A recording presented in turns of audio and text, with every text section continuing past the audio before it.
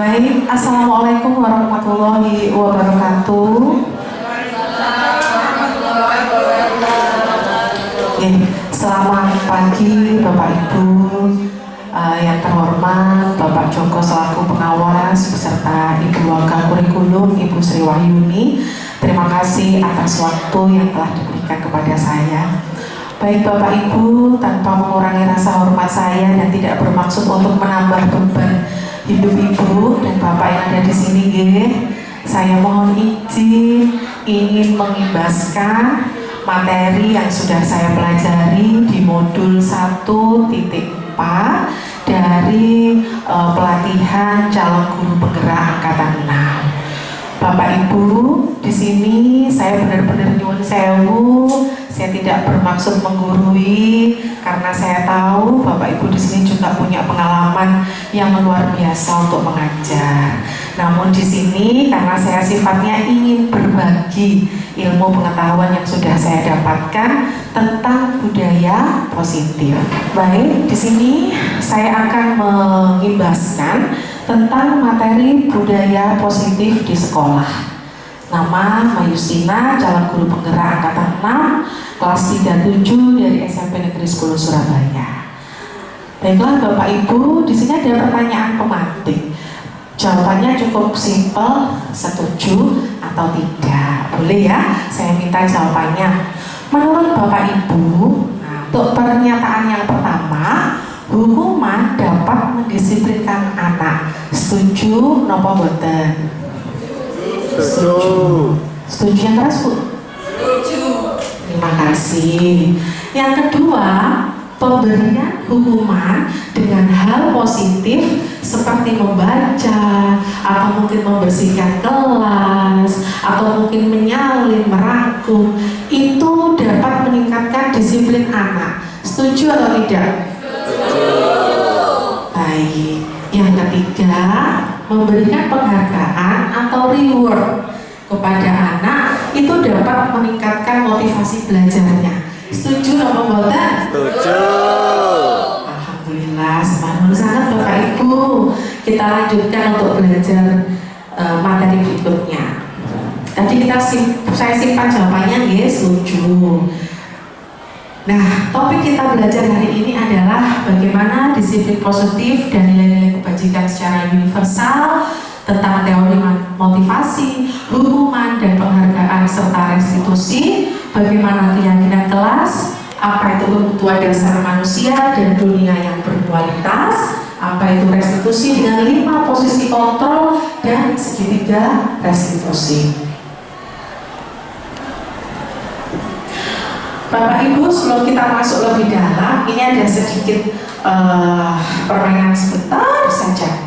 Ya, Bapak Ibu, seandainya saya meminta panjenengan semua untuk menuliskan di kertas pembelaan kecil ya tentang hal yang paling berharga yang jenengan miliki, kira-kira jenengan akan menulis apa? Setelah jenengan bayangkan, kemudian jenengan simpan kertas tersebut atau hal yang jenengan anggap sangat penting, sangat berharga untuk diri Anda, jenengan genggam rapat. Kira-kira ya, seumpama ini rumangsa, kira-kira kalau benda berharga ini akan diminta oleh teman jenengan, apakah jenengan akan memberikan? Tidak. Dirayu? Tidak. Kalau saya ganti uang? Nih. Tidak akan diberikan, sekalipun benar-benar dirayu, dikasih uang imbalan yang sebesar apapun, tidak akan kita berikan. Nah, Bapak Ibu, hal penting dan berharga itu kalau bagi seorang guru adalah anak didik kita. Oleh karena itu Bapak Ibu guru, anak didik kita itu merupakan sesuatu yang sangat berharga, yang wajib untuk kita pertahankan, untuk kita jaga, untuk kita rawat, untuk kita tuntun, untuk kita antarkan yang sudah ada dalam genggaman kita untuk bisa mencapai tujuan yang sudah akan kita capai atau diinginkan. Nah, Bapak Ibu, karena kita belajar di kurikulum Merdeka, semuanya mengarah ke Merdeka belajar. Merdeka di sini menurut Ki Hajar Dewantoro artinya adalah tidak hanya terlepas dari perintah. Merdeka itu tidak hanya terlepas dari perintah, akan tetapi juga cakap untuk memerintahkan dirinya sendiri, cakap untuk memerintahkan dirinya sendiri. Itu menurut Ki Hajar Dewantara. Nah, kita mulai masuk perlahan-lahan ya, sedikit demi sedikit kita masuk ke materi yang pertama tentang disiplin positif dan nilai-nilai kebajikan yang universal. Bapak Ibu, nah, disiplin itu membuat orang menggali potensinya untuk mencapai sebuah tujuan tentang apa yang dia hargai.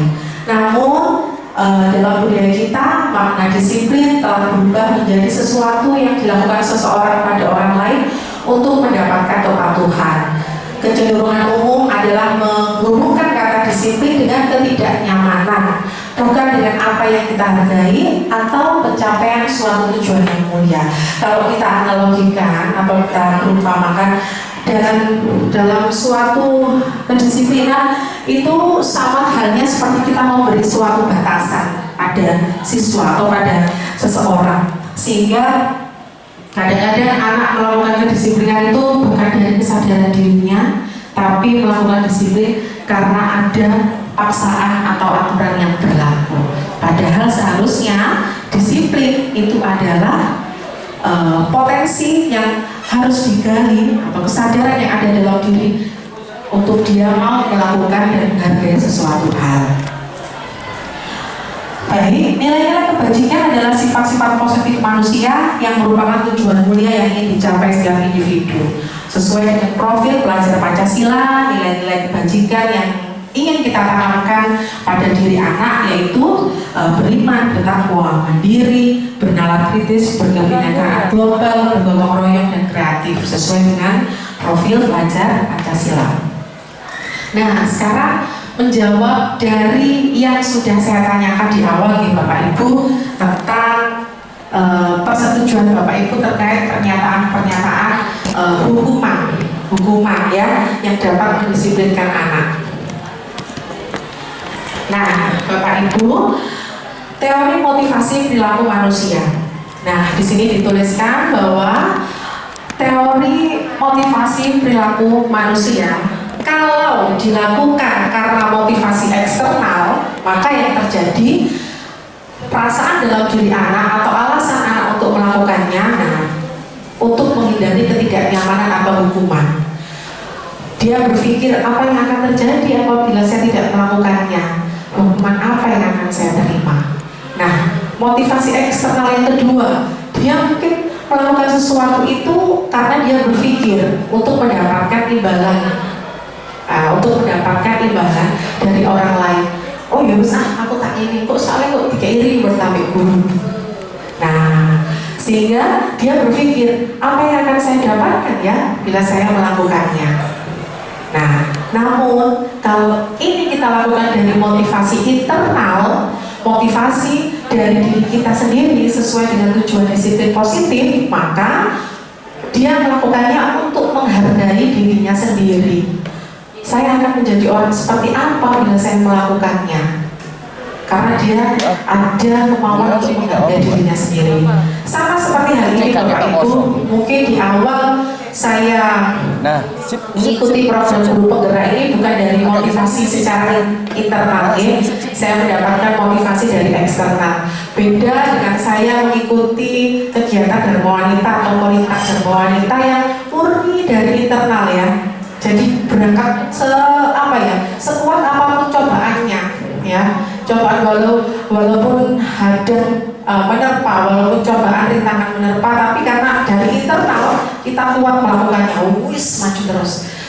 Tapi kalau dari eksternal butuh proses Bapak Ibu untuk kita mau melakukan perubahan yang positif.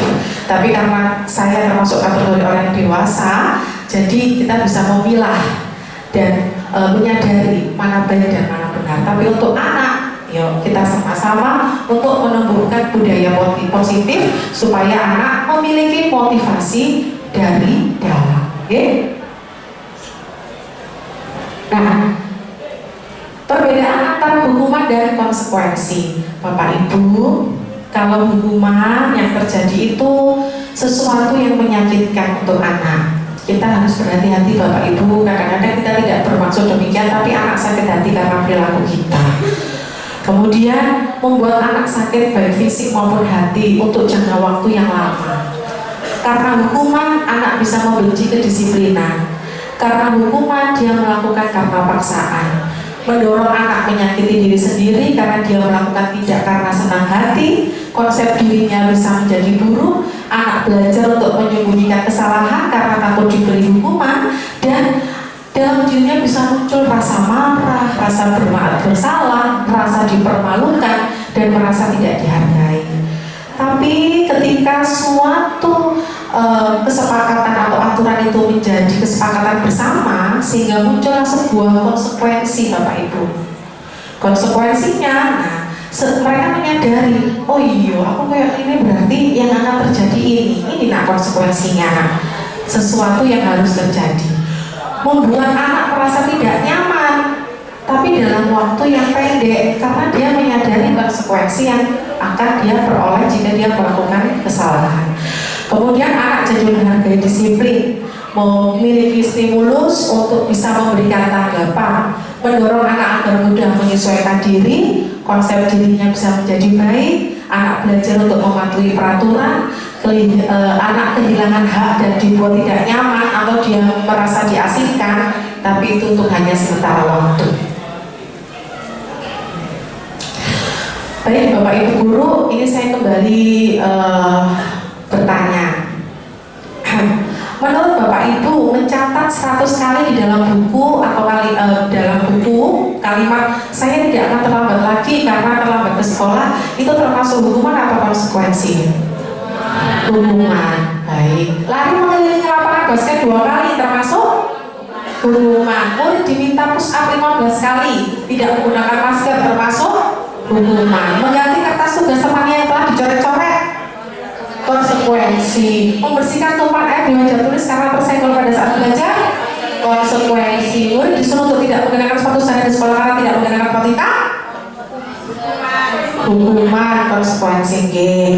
Bapak Ibu ini hebat-hebat. Seharusnya nanti giliran yang berdiri di depan ini ya, bisa Bu Yuni nanti untuk mengibaskan, bisa Bu Ayu Minta. Nah ini ya, alhamdulillah 99% benar jawaban Bapak Ibu. Mencatat termasuk hukuman, lari mengelilingi lapangan termasuk hukuman, murid diminta pusat hukuman, mengganti kertas konsekuensi, membersihkan tumpahan konsekuensi, murid disuruh untuk tidak mengenakan sepatu seharian itu termasuk hukuman. Luar biasa Bapak Ibu. Nah kemudian ini identitas untuk kategori sukses dan gagal. Bapak Ibu, memang terasa sulit ketika kita itu merasa anak ini sudah sudah kelewat batas. Ketika anak ini sudah rasanya tuh diomongnya halus lo gak iso ya, benar-benar diapakan aja kita memberikan nasihat pada dia juga akan masuk iya tapi berkali-kali diulang kesalahan.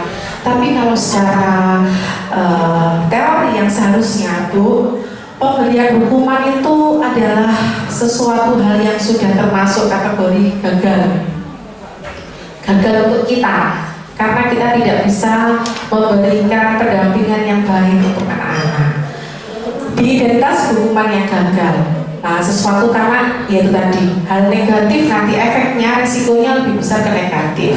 Tapi kita bisa dikategorikan untuk kategori sukses jika kita bisa mendisiplinkan melalui konsekuensi, atau kita bisa mendisiplinkan melalui restitusi. Nah ini muncul restitusi. Tadi kita sudah berbicara tentang konsekuensi, sekarang kita belajar levelnya lebih naik, yaitu restitusi. Bapak Ibu, restitusi adalah proses menciptakan kondisi bagi murid untuk memperbaiki kesalahan mereka, sehingga mereka bisa kembali pada kelompok mereka dengan karakter yang lebih kuat.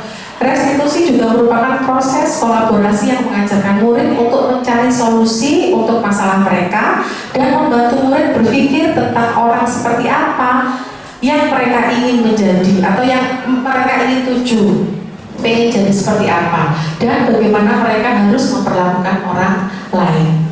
Itulah yang disebut dengan restitusi. Ada 9 ciri-ciri restitusi. Kita bisa melakukan restitusi. Ada 9 ciri-cirinya, yaitu 1, restitusi bukan untuk menebus kesalahan, tapi untuk belajar dari kesalahan. Kemudian restitusi tujuannya untuk memperbaiki suatu hubungan. Saatnya jam kelima dimulai. Kemudian restitusi merupakan tawaran, bukan paksaan.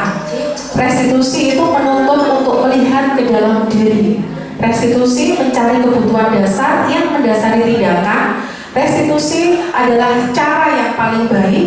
Restitusi fokus pada karakter bukan tindakan, dan restitusi fokus pada solusi, serta restitusi dapat mengembalikan murid yang berbuat salah pada kelompoknya.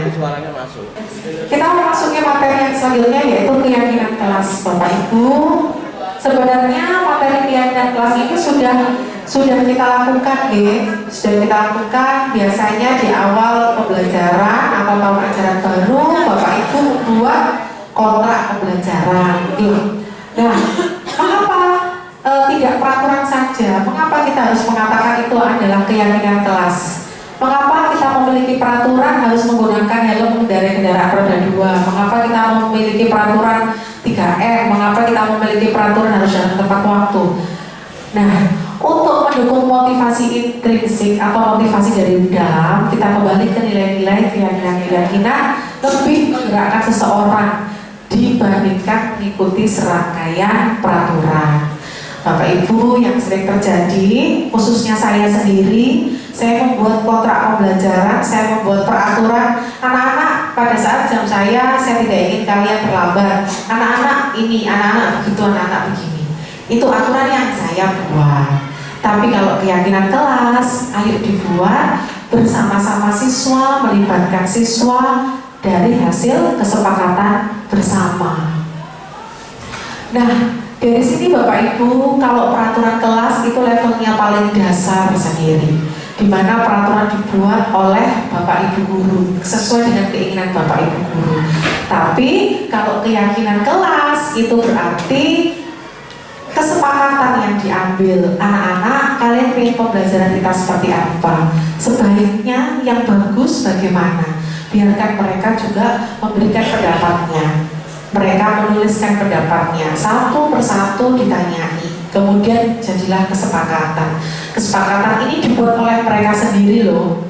Dan kesepakatan ini dibuat oleh dari suaranya mereka sendiri loh, yang diangkat menjadi keyakinan kelas. Sehingga jika terjadi pelanggaran, mereka pun tahu konsekuensinya apa. Enggak, tak dewi, kan kesepakatan kita sendiri. Yang kemudian kalau keyakinan kelas ini terjalin, maka lingkungan akan menjadi lebih positif. Kalau lingkungan sudah positif, insya Allah budaya positif yang ingin kita wujudkan bisa terjadi. Selanjutnya ini adalah contoh kesepakatan kelas. Nah, ini adalah peraturan. Kalau peraturan seperti ini selalu kembalikan buku ke tempatnya ya. Dilarang mengganggu orang lain ya. Hadir di sekolah 15 menit sebelum pembelajaran ya. Sedangkan kalau keyakinan kelas, kita bisa membuat kesepakatan dengan kata-kata kalimat yang sifatnya lebih ke nilai-nilai. Anak-anak, keyakinan kelas kita yang pertama apa? Kita harus tanggung jawab, menghormati orang lain, berkomitmen ke seperti ini yang dicontohkan. Nah, untuk kita bisa melakukan itu semua Bapak Ibu tidak mudah.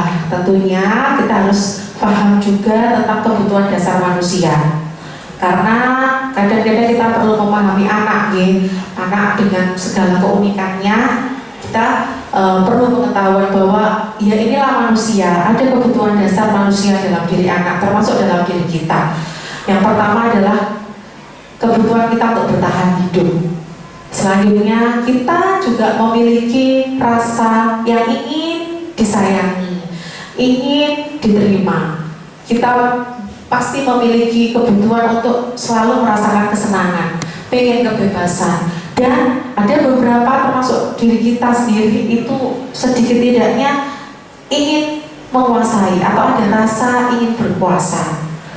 Nah, kalau kita memahami kebutuhan dasar manusia, kita bisa menempatkan posisi kontrol dalam diri kita ketika menghadapi anak yang sedang dalam masalah atau sedang melakukan kesalahan. Di sini ada 5 posisi kontrol. Ada sebagai penghukum, ada membuat orang merasa bersalah, ada sebagai teman, ada sebagai pemantau, ada sebagai manajer. Bapak Ibu, ketika kita berada di posisi sebagai penghukum, itu adalah posisi identitas yang gagal. Ketika kita membuat orang merasa bersalah dengan segala macam ancaman karena saking pegeling ya Bapak Ibu, anak itu kalau tidak dikandani, kadang-kadang manusiawi kita kemudian muncul di posisi ini, termasuk saya. Yang lebih ideal adalah di posisi manajer, posisi yang sebenarnya memang tidak mudah untuk kita lakukan dengan kondisi anak yang berbeda-beda. Ada anak yang sekali dibilangi langsung paham, ada anak yang butuh berkali-kali. Namun Bapak Ibu, 5 posisi kontrol ini idealnya memang di menghargai diri posisi kita sebagai manajer. Kita bisa mengajukan pertanyaan-pertanyaan, kemudian kita bisa memberikan penawaran, mengembalikan bagaimana solusi yang baik, mengajak anak untuk menyadari, kemudian bisa mengajukan, menyampaikan alasannya. Namun kadang-kadang kita menjumpai anak yang sudah di posisi yang benar-benar sudah mentok. Saya rasa boleh kita di posisi penghukum, asal posisi penghukum ini adalah hukuman yang terukur. Segala sesuatunya kita harus pertimbangkan apa yang akan terjadi nantinya untuk anak ini.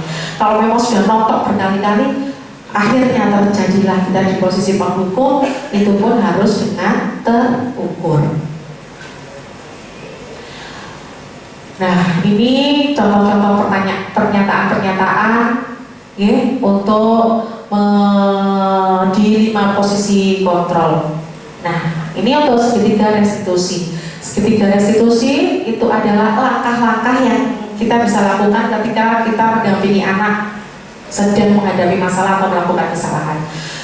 Segitiga restitusi yang pertama, kita coba untuk menstabilkan identitasnya. Jadi tidak langsung mendoktrin, tapi kita menstabilkan identitasnya, tidak langsung marah-marah.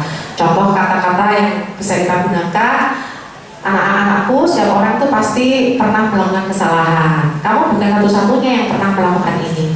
Kemudian kita masuk ke langkah kedua, validasi kebutuhan. Contoh kalimatnya bisa, kamu tentu punya alasan mengapa kamu melakukan itu. Kita harus mendengarkan dulu. Adakah cara yang lebih efektif untuk mendapatkan apa yang kamu butuhkan? Kemudian langkah ketiga di segitiga restitusi bisa menanyakan keyakinan. Nilai-nilai apa yang telah kita sepakati?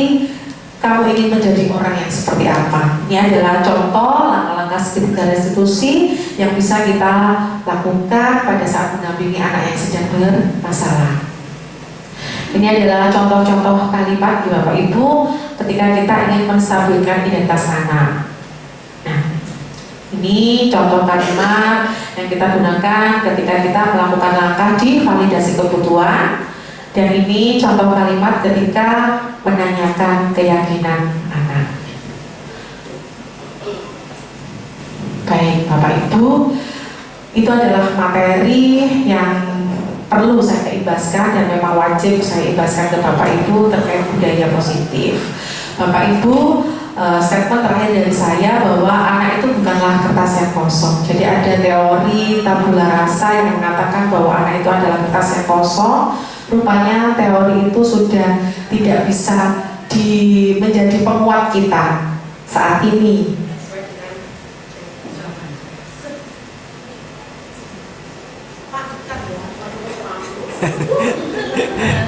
Cek. Baik Bapak Ibu, terakhir dari saya, kalau kita pahami bahwa ada teori yang mengatakan bahwa anak itu ibarat kertas yang kosong, terserah semua orang bisa menulis apa sesuai dengan keinginan orang dewasa. Rupanya teori itu tidak dibenarkan, ya Bapak Ibu. Nah, yang benar atau yang lebih tepat atau lebih sesuai adalah anak itu bukanlah kertas yang kosong. Sesuai dengan perkembangannya, anak itu sudah memiliki bakat dan potensi yang ada di dalam dirinya. Dimana kita sebagai orang dewasa, kita sebagai guru yang menuntun mereka, kitalah yang nantinya akan menebali potensi dan bakatnya yang masih samar. Kitalah yang membantu menuntun mereka menggali potensi yang ada dalam diri mereka.